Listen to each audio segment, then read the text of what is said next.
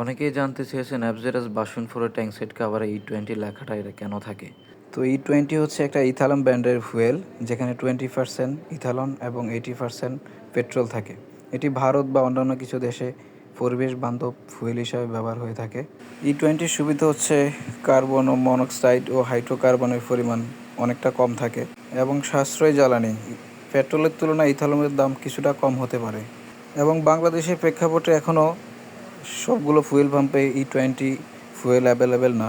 বাংলাদেশে এখনও আমরা যা দেখতে পাচ্ছি সেটা হচ্ছে E10 ব্যবহার হচ্ছে সবসময় এবং সব গাড়িতে এটা কার্যকারিতাও না।